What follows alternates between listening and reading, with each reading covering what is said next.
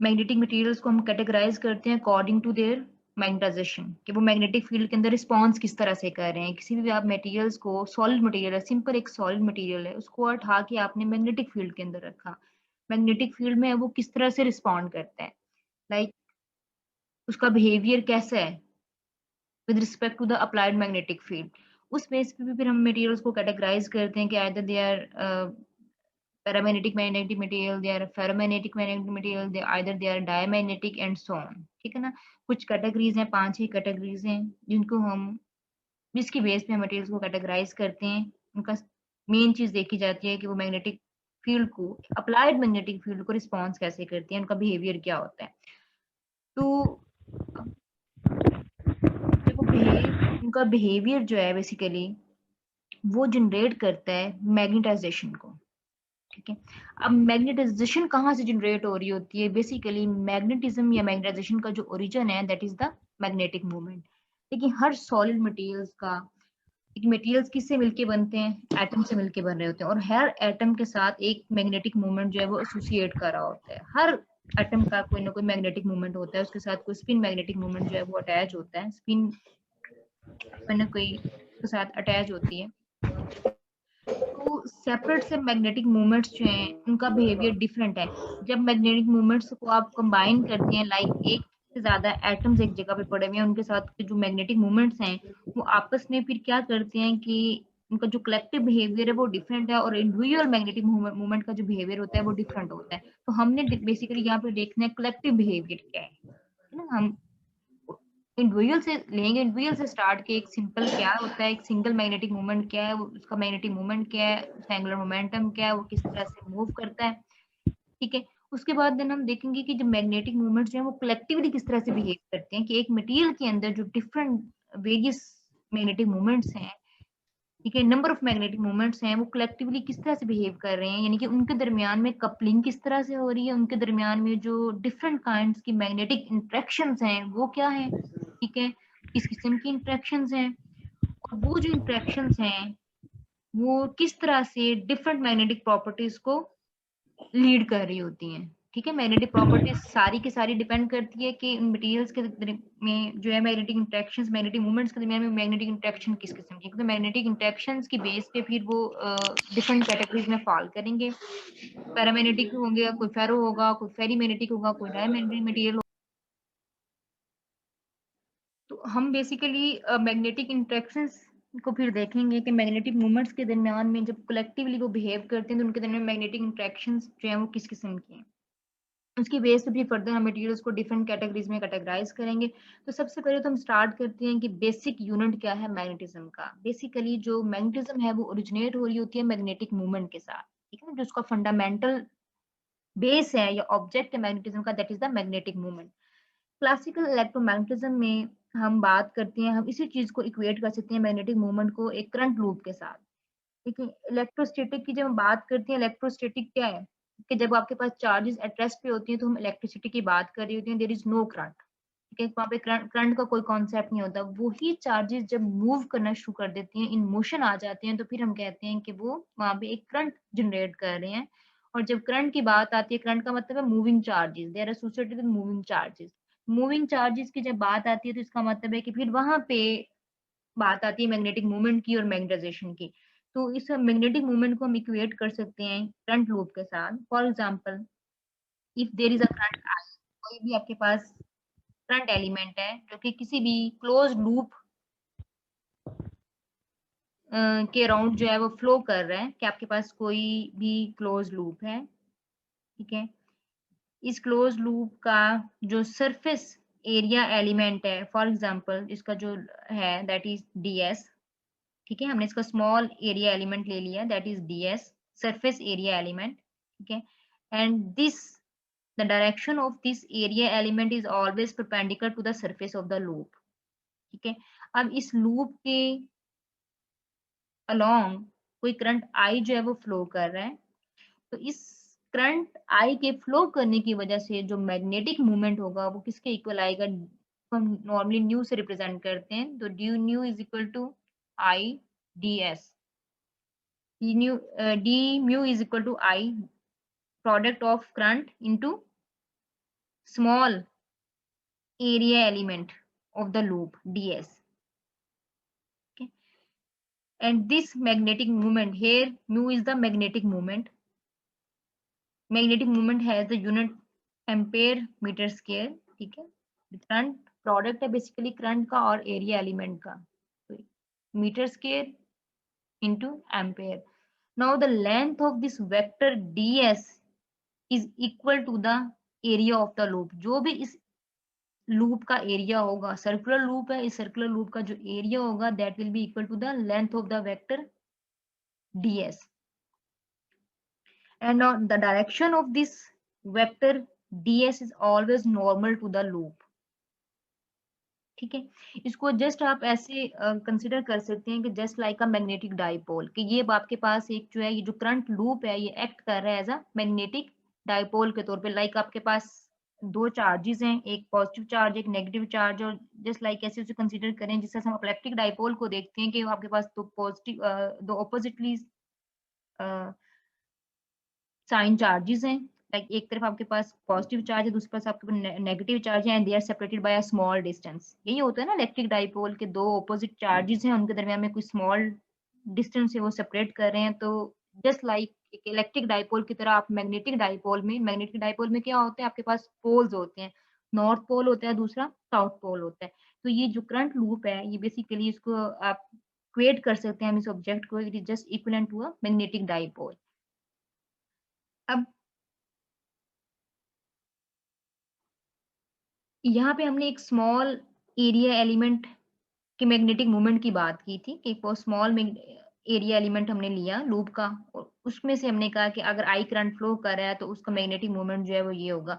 अगर हमने total magnetic moment या नेट मैग्नेटिक मोमेंट उस एरिया के उस लूप के अलोंग जो है वो फाइंड करना है कि टोटल मैग्नेटिक मोमेंट जो है वो क्या होगा, या नेट मैग्नेटिक मोमेंट जो है वो क्या होगा। तो उसके लिए अब क्या करें कि इसी लूप को आप छोटी-छोटी स्मॉल सरफेस सेगमेंट्स में, सरफेस एलिमेंट्स में इसको डिवाइड कर लें, ठीक है ना? इसको छोटे-छोटे सरफेस ये स्मॉल पैचेस में आपने इसको डिवाइड कर लेना है।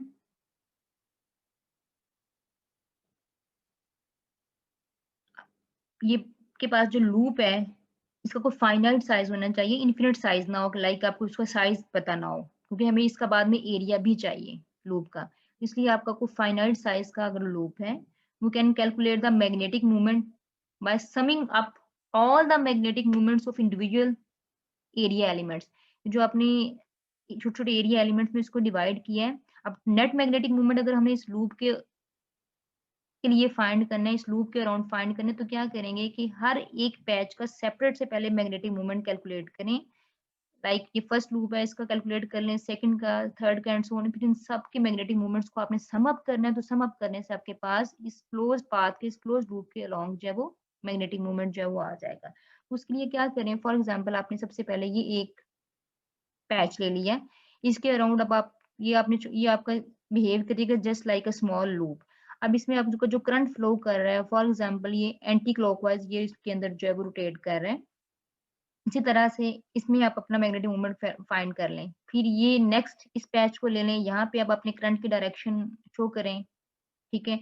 वहाँ पे आप कैलकुलेट कर लें। अब देखें ये 2 कंसेक्टिव लूप्स के दरमियान में जो करंट की डायरेक्शन होगी वो अपोज़िट होगी। तो जिसकी वज़ह से इन तमाम में जो इसके अंदर जितने भी लूप्स बनेंगे, मैग्नेटिक मोमेंट्स एक-दूसरे को कैंसल कर देंगे, क्योंकि उनमें करंट की डायरेक्शन अपोज़िट होगी। 2 कंसेक्टिव लूप्स के जो वॉल्स होंगी या सरफेस कह लें या इंटरफ़ेस हैं, यहाँ पे 2 जो दोनों तरफ जो उसकी डायरेक्शन होगी करंट की वो अपोज़िट होगी। तो अपोज़िट करंट की वज़ह से ठीक है ना, ये तो इस लूप में था। अब नेक्स्ट लूप लेंगे तो इस साइड पे जो करंट की डायरेक्शन होगी वो अपवर्ड होगी, यानी कि क्लॉकवाइज एंटी क्लॉकवाइज होगी। ये क्लॉकवाइज है इस साइड पे, और जो ये वाला लूप लेंगे उसकी इस तरफ वाली जो करंट की डायरेक्शन होगी वो एंटी क्लॉकवाइज होगी, तो वो एक दूसरे को कैंसिल कर देंगे। सिमिलरली जब आप ये साइड लेंगे तो ये वाला मोमेंट्स जो है वो कैंसल हो जाएंगे एंड सो ऑन। तो वो ये जो करंट्स जो है वो सारे कैंसल हो जाएंगे, जिसकी वजह से जो इनसाइड मैग्नेटिक मोमेंट्स हैं वो सारे के सारे जो है वो कैंसल हो जाएंगे, ठीक है ना। All the currents from neighbouring infinitesimal loops will be cancel. उसकी वजह से क्या होगा कि सिर्फ आपके पास वो करंट्स रह जाएंगे जो इस लूप के पेरीमीटर के अलोंग होंगे, सिर्फ वो करंट्स फ्लो करेंगे, बाकी जो इनसाइड जितने भी करंट्स हैं वो सारे नेबरिंग करंट्स जो है वो दूसरे के साथ कैंसिल हो जाएंगे due to the opposite direction. सिर्फ आपके पास वो करंट्स बचेंगे जो इस लूप के पेरीमीटर के अलोंग होंगे। तो वो आप कैसे कैलकुलेट करेंगे? फिर हम नेट मैग्नेटिक मोमेंट सिंपली आपके पास से जो मैग्नेटिक मोमेंट एक लूप के अलोंग था, एक स्मॉल इन्फिनिटेसिमल लूप के अलोंग था, इसको आपने जब इस पूरी सरफेस के अलोंग करना है तो सिंपली हम क्या करते हैं, टोटल फाइंड करने के लिए हम सिंपली इसको इंटीग्रेट करते हैं। तो आप इसको इंटीग्रेट कर देंगे, इंटीग्रेट करने से आपके पास नेट मैग्नेटिक मोमेंट आ जाएगा mu is equal to d mu. D mu इसकी वैल्यू पुट करें तो करंट तो कांस्टेंट है, ठीक है, जो करंट फ्लो कर रहा है आई वो चेंज नहीं हो रहा, वो जो इस लूप में फ्लो कर रहा है। तो आपके पास इंटेग्रल बेसिकली किसके अलोंग है? सरफेस एलिमेंट के। तो ये क्लोज सरफेस पे इंटेग्रल आ जाएगा, आई को आप बाहर निकाल सकते हैं। तो आपके पास यहाँ से mu is equal to I integral of that surface area element, a small surface area element. तो यहाँ से आपके पास सिंपल एक डेफिनेशन आ जाएगी मैग्नेटिक मूवमेंट की, जो कि बेसिकली ओरिजिन है, ये बेसिक फंडामेंटल है मैग्नेटिज्म का। मैग्नेटिज्म जो स्टार्ट हो रही है, ओरिजिनेट हो रही है, वो मैग्नेटिक मूवमेंट से हो रही है। यूं कहने की जैसे एक इकाई है किसी प्रॉपर्टी की, वो यहाँ पे मैग्नेटिक मूवमेंट है मैग्नेटाइजेशन की, ठीक है। अब मैग्नेटिक मूवमेंट के बाद जो नेक्स्ट इंपॉर्टेंट क्वांटिटी है that is the angular momentum. ये दोनों चीजें पैरेलल में चलती हैं, जहां जब भी मैग्नेटिक मूवमेंट की बात आएगी वहां पे डेफिनेटली एंगुलर मोमेंटम की बात भी आएगी। ये दोनों एक दूसरे के साथ लिंक कर रहे होते हैं, ये यूं कह लें कि ये दोनों एक दूसरे के प्रोपोर्शनल होते हैं, हमेशा इनका आपस में डायरेक्ट रिलेशन होता है। इसको समझने के लिए, एंगुलर मोमेंटम को समझने के लिए देखिए सिंपली इस करंट लूप को अगर आप देखें, हम कहते हैं कि करंट लूप क्यों बनता है, ठीक है ना, मोशन ऑफ वन और मोर इलेक्ट्रिकल चार्जेस। अगर आपके पास करंट देखें कब फ्लो करना शुरू करता है कि जब आपके पास एक या एक से ज्यादा इलेक्ट्रिकल चार्जेस जब मोशन में आ जाते हैं, मूव करना शुरू हो जाते हैं, तो हम कहते हैं कि वो करंट जनरेट कर रहे हैं। अब चार्जेस किसके साथ एसोसिएट होते हैं? पार्टिकल्स के साथ, ठीक है ना। चार्ज खुद तो कुछ नहीं है, वो किसी न किसी सारा उसका तो बॉडी है ना जिसके साथ वो एसोसिएट करा है, तो वो बेसिकली पार्टिकल्स के साथ एसोसिएट करा होता है। इलेक्ट्रॉन्स हैं, प्रोटॉन्स हैं, उसी हिसाब से अगर इलेक्ट्रॉन्स हैं तो उसके साथ एसोसिएटेड चार्ज नेगेटिव होगा, प्रोटॉन है तो एसोसिएटेड चार्ज नेगेटिव होगा एंड सो ऑन। न्यूट्रॉन है, उनके न्यूट्रल पार्टिकल है, कोई चार्ज नहीं होता। अब चार्जेस जो है वो एसोसिएट कर रहे होते हैं पार्टिकल्स के साथ, और पार्टिकल्स का हमें पता है कि मास होता है, कोई ना कोई इलेक्ट्रॉन है उसका कोई ना कोई मास होगा, प्रोटॉन है उसका कोई ना कोई मास होगा। तो there is always an orbital motion of mass as well as the charge in a current loop. तो ये जो करंट लूप है इसके अंदर अंदर देखिए ये जो चार्जेस फ्लो कर रहे हैं उनका कोई ना कोई मास है। तो जब वो चार्जेस मूव कर रहे होते हैं तो इसका मतलब है वो सिर्फ चार्जेस ही मोशन में नहीं है, बल्कि उसके साथ साथ ऑर्बिटल मोशन किसकी हो रही है? मास की भी ऑर्बिटल मोशन हो रही है। चार्जेस की भी ऑर्बिटल मोशन हो रही है, वो ऑर्बिट में मूव कर रहे हैं, उसके साथ साथ मास की भी ऑर्बिटल मोशन हो रही है in current loop. So magnetic movement is always connected with the angular momentum. जब वो मूव कर रहे होंगे, रोटेट कर रहे हैं इस लूप के अंदर, तो उनका जब मास मूव कर रहा है तो वहां पे उनका कोई ना कोई एंगुलर मोमेंटम भी है जो किसी न किसी एक्सिस के अबाउट जो है रोटेट कर रहे हैं। सो magnetic movement is always connected with the angular momentum. For example अगर हमने अभी बात की पीछे कि मैग्नेटिक मूवमेंट अगर किसी पार्टिकल का जो है वो म्यू है और उसका जो एंगुलर मोमेंटम है that is L, so magnetic movement is always directly proportional to the angular momentum of that object or that particle। अगर इलेक्ट्रॉन है तो हम कह सकते हैं कि magnetic movement of electron is directly proportional to the angular momentum of that electron। तो proportionality को जब हम कैंसिल खत्म करते हैं तो यहाँ पे आपके पास प्रोपोर्शनलिटी कांस्टेंट आ जाएगा। And here in this case this proportionality constant is called the chiromagnetic ratio। तो this is the chiromagnetic ratio and it varies from material to material. हर मटेरियल की रेशियो जो है वो डिफरेंट होगी, क्योंकि ये बेसिकली किसकी रेशियो है? अगर यहाँ से आप देखें तो गायरोमैग्नेटिक रेशियो जो गैमा है that is basically the ratio of magnetic movement and angular momentum mu over L. तो जाहिर है हर पार्टिकल का अपना मैग्नेटिक मोमेंट है, उसका अपना एंगुलर मोमेंटम होगा, तो उसी हिसाब से ये रेशियो भी वेरी करेगी from element to element.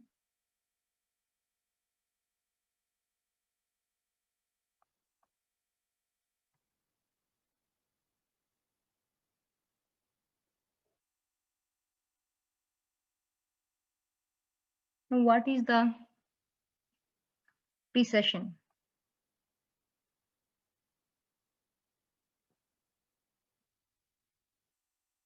Or suppose that we place the magnetic moment, कोई आपके पास magnetic moment है, and now we place that magnetic moment in an applied magnetic field B।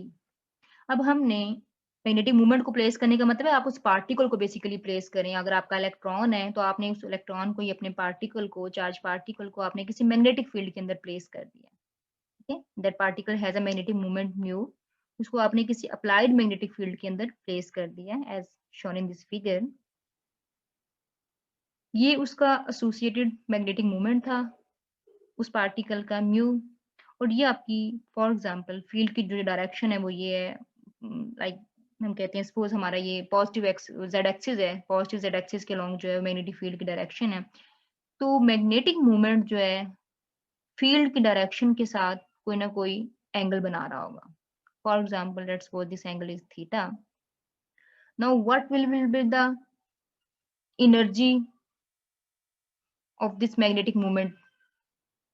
इसकी मैग्नेटिक मूवमेंट की energy क्या होगी? That is simply, ये magnetic field की हम कहेंगे कि एनर्जी क्या होती है कि किसी पार्टिकल को आप जब मैग्नेटिक फील्ड के अंदर प्लेस करते हैं तो उसकी मैग्नेटिक एनर्जी किसके इक्वल होती है? That is simply is equal to the product of the magnetic moment into the applied magnetic field.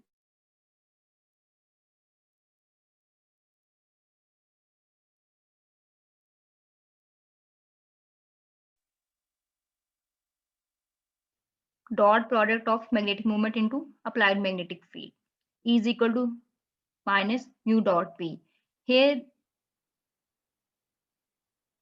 New minus mu dot B negative sign basically किस लिए है कि आपके पास मैग्नेटिक फील्ड की और मैग्नेटिक मोमेंट की जो डायरेक्शन है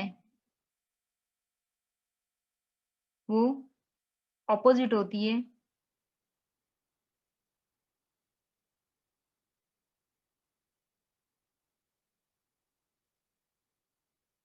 अब एनर्जी मिनिमम कब होगी और मैक्सिमम कब होगी? जब मैग्नेटिक मूवमेंट जो है that will lie along the magnetic field, यानी कि जब न्यू और बी के दोनों आपस में पैरेलल होंगे। पैरेलल होने का मतलब है थीटा क्या है? जीरो। और ये डॉट प्रोडक्ट है, इसको ओपन करें, cos जीरो आपके पास क्या आ जाएगा? 1, तो E is equal to minus mu B. ठीक है, तो ये आपके पास मिनिमम मैग्नेटिक एनर्जी होगी जब आपके पास म्यू और बी जो है वो सेम डायरेक्शन में होंगे, यानी कि ये एक दूसरे के पैरेलल जब लाई कर रहे होंगे। और मैक्सिमम कब होगी? कि जब ये ऑपोजिट डायरेक्शन में होंगे, जब म्यू और बी जो है ये दोनों ऑपोजिट डायरेक्शन में होंगे तो फिर आपके पास ई जो है वो मैक्सिमम होगी। फिर आपके पास, क्योंकि ये ऑपोजिट डायरेक्शन में है, तो एक नेगेटिव साइन वहां से आएगा, बी जो है देन माइनस जेड एक्सिस की डायरेक्शन में होगा। तो यहाँ पे माइनस बी फिर आएगा क्योंकि इसकी डायरेक्शन ऑपोजिट है, तो वो नेगेटिव नेगेटिव पॉजिटिव, फिर आपके पास ई जो है वो मैक्सिमम हो जाएगा म्यू बी, यानी कि जब म्यू और बी एंटी पैरेलल होंगे, जब थीटा जो है वो 180 डिग्री होगा, तो फिर आपके पास ई जो है वो मैक्सिमम होगा। मिनिमम होगा जब ये पैरेलल होंगे, एंगल जो है वो जीरो होगा। नाउ अब जब ये इसके अबाउट जो है वो रोटेट करेगा, मूव करेगा मैग्नेटिक फील्ड में, तो definitely there will be a torque on the magnetic movement. इस मैग्नेटिक मूवमेंट के ऊपर कोई ना कोई रोटेशन की वजह से कोई ना कोई टार्क भी एग्जिस्ट कर रहा होगा। वो टार्क किसके इक्वल होगा? इसको आप जी से रिप्रेजेंट कर दें, टॉ से कर दें, वट एवर। सिंपली हमें पता है कि टॉर्क की डेफिनेशन बेसिक है, magnetic torque is simply magnetic movement cross product of magnetic movement into magnetic field. कि जिस मैग्नेटिक फील्ड में आपने अपने मैग्नेटिक मूवमेंट को प्लेस किया, उनका क्रॉस प्रोडक्ट लेंगे तो वहां से आपके पास टॉर्क आ जाता है।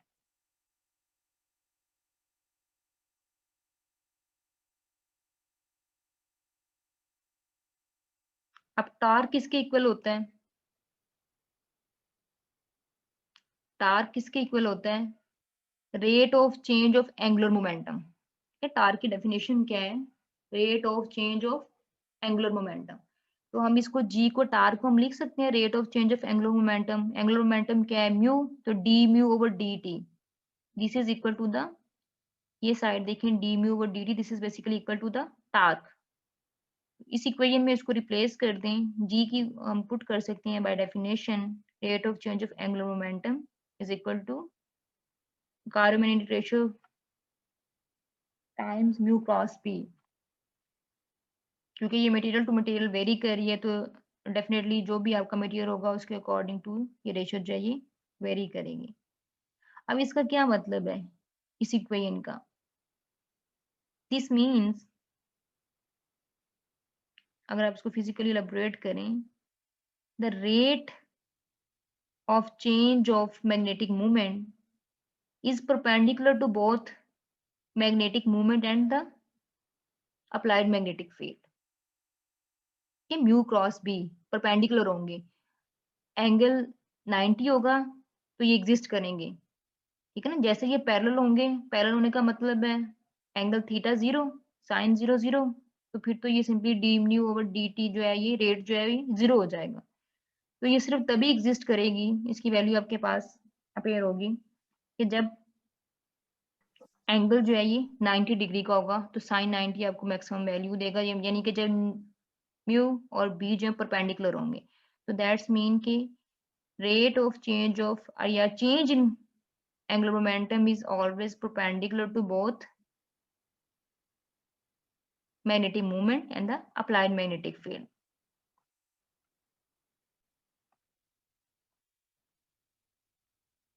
Okay, so Bohr magneton is basically the estimated size of the atomic magnetic moment। Magnetic movement का, एटॉमिक मैग्नेटिक मूवमेंट का साइज बेसिकली क्या है, और उससे फिर हम फर्दर फाइंड कर सकते हैं कि जो जायरोमैग्नेटिक रेशियो है उसका फिर साइज जो है वो क्या होगा। तो बोहर मैग्नेटोन कैसे फाइंड करेंगे? Suppose let's consider an electron which has a charge minus e, ठीक है, चार्ज पार्टिकल इलेक्ट्रॉन हम ले रहे हैं कि उसका चार्ज जो है वो माइनस ई है and it has a mass m e. ठीक है, now this electron is moving around a circular path. ठीक है, फॉर एग्जाम्पल हम कहते हैं कि ये किसी भी हाइड्रोजन एटम के न्यूक्लियस के अबाउट जो रोटेट कर रहे हैं, कि हमने कोई आउटर इलेक्ट्रॉन ले लिया जो कि किसी हाइड्रोजन एटम के न्यूक्लियस के अबाउट जो है रोटेट कर रहा है और ये सर्कुलर ऑर्बिट में रोटेट कर रहा है। ठीक है, नाउ जब ये मूव करेगा तो जो करंट आई होगा अराउंड द एटम, इस हाइड्रोजन एटम के अराउंड जो करंट आई जो इसमें से फ्लो कर रहा है, that current will be equal to minus e over tau. Here e is the charge of the electron, tau यहाँ पे क्या है? ऑर्बिटल पीरियड है। ठीक है, उसको कैपिटल टी से रिप्रेजेंट कर लें, टॉ से कर लें। सिंपली जो है जब कोई चार्ज पार्टिकल न्यूक्लियस के अबाउट जो है वो रोटेट करता है, मूव करता है, तो उसमें से जो करंट फ्लो करता है that is equal to minus e over tau, charge of that current that particle. ठीक है, जो भी चार्ज पार्टिकल है divided by the orbital period. Orbital period किसके इक्वल होता है? Simply 2 pi r over divided by the speed of the particle. ठीक है, ये स्पीड आर यहाँ पे क्या है? आपका रेडियस है सर्कुलर ऑर्बिट का। सर्कुलर ऑर्बिट का जो रेडियस है let's suppose that is R, ये इसका न्यूक्लियस है, ये सेंटर है, ये इस सर्कुलर पाथ का जिसमें इलेक्ट्रॉन रोटेट कर रहा है, मूव कर रहा है ऑर्बिट का, ये उसका रेडियस है, और इलेक्ट्रॉन जिस वेलोसिटी से मूव कर रहा है दैट इज सिंपली v। ठीक है, तो यहाँ पे अब इसकी वैल्यू पुट कर दें टॉ की इसमें, तो यहाँ से आपके पास करंट आ जाएगा। Now the magnitude of the angular momentum of the electron, angular momentum किसके इक्वल होता है? L is equal to m v cross r. ठीक है, ये आपके पास मैग्नीट्यूड आ जाएगी एंगुलर मोमेंटम की। Here this is simply equal to the h cut in the ground state. ये आपके पास रिलेशन है, इसमें आपने सिंपली वैल्यूज पुट कर देनी है। मैग्नेटिक मोमेंट किसके इक्वल होगा? म्यू पाई आर स्क्वायर आई। ठीक है, ये एरिया है इस लूप का, किसके इक्वल होता है? Mu is equal to I integral d S ना, तो इंटेग्रल डीएस इसके इस सर्कुलर लूप के ये किस चीज के इक्वल होगा? सिंपली इस सर्कुलर पाथ का, इस सर्कुलर ऑर्बिट का जो एरिया बनेगा, जो सिंपल सर्कल का एरिया होता है वो क्या होता है? पाई आर स्केयर इंटू आई। तो यहाँ पे सिंपली वैल्यूज पुट कर दें, आई की ये वैल्यू पुट कर दें, ए टॉ इसमें देखें किसके इक्वल है, टॉ की वैल्यू पुट कर दें, उसको थोड़ा सा सॉल्व करें, रीअरेंज करेंगे तो ये आपके पास आ जाएगा minus E H cut over 2 me। ठीक है, तो नेगेटिव साइन को छोड़ के ये जो हमारे पास टर्म है E H cut over 2 me, this is called the Bohr magneton. Okay, here mu b is called the Bohr magneton and it is defined by Eh cut over 2me। ठीक है, ये this is the most convenient unit to describe the size of atomic magnetic moments। Normally आपने देखा होगा जो standard unit हम use करते हैं अटोमिक मैग्नेटिक मोमेंट्स को उनके साइज को मेंशन करने के लिए, डिस्क्राइब करने के लिए हम बोर मैग्नेटॉन के टर्म में बताते हैं। And it has the value of around 9.274 into 10⁻24 ampere metre square. ठीक है ना? तो ये साइन आपको यहाँ पे देखिए नेगेटिव साइन नजर आएगा, तो ये नेगेटिव साइन जो है ये this is simply just due to the negative charge of the electron. ठीक है, ये उसके नेगेटिव चार्ज की वजह से ये आपको नेगेटिव साइन नजर आ रहा है। इसका मतलब ये है कि इट्स चार्ज, सॉरी, इसका मतलब ये है सिंपली इस नेगेटिव साइन का कि इलेक्ट्रॉन का जो मैग्नेटिक मोमेंट है वो उसके एंगुलर मोमेंटम के एंटी पैरेलल है। ठीक है, पैरेलल होगा तो पॉजिटिव साइन आएगा, एंटी पैरेलल होगा तो उसका मतलब है कि नेगेटिव साइन। तो यहाँ से आप दो क्वांटिटीज और फाइंड कर सकते हैं। ठीक है, एक तो गायरोमैग्नेटिक रेशियो है, दूसरी Larmor frequency. Larmor frequency basically कहलाती है प्रिसेशन फ्रीक्वेंसी भी इसको हम बोलते हैं, कि जब वो आपका मैग्नेटिक मोमेंट जो मैग्नेटिक फील्ड के अबाउट जो वो रोटेट कर रहा है तो उसका जो रेट ऑफ रोटेशन है, रेट ऑफ प्रिसेशन है, वो हम फाइंड कर सकते हैं डायरेक्ट लार्मर फ्रीक्वेंसी उसके साथ डायरेक्ट रिलेट कर रही होती है। तो जायरोमैग्नेटिक रेशियो आपके पास सिंपली आ जाती है माइनस ई ओवर 2me। ठीक है, आपको सिंपली आप फाइंड कर सकते हैं चार्ज आपको पता है आपके पार्टिकल का, और वो इलेक्ट्रॉन है तो उसका चार्ज क्या है, यहाँ पे सिंपली उसका मैस आ जाएगा उस पार्टिकल का जो इस ऑर्बिट में मूव कर रहा है। तो यहाँ से उसकी आप गायरोमैग्नेटिक रेशियो जो है उस इलेक्ट्रॉन की बता सकते हैं। नॉर्मल फ्रिक्वेंसी सिंपली किसके इक्वल होती है, जो भी आप इसकी रेशियो फाइंड करेंगे वो multiplied by the applied frequency magnetic field, जो भी अप्लाइड मैग्नेटिक फील्ड होगी। तो इस रेशियो की वैल्यू पुट करें इंटू बी, तो ये आपके पास आ जाएगी लार्मर या प्रिसेशन फ्रिक्वेंसी।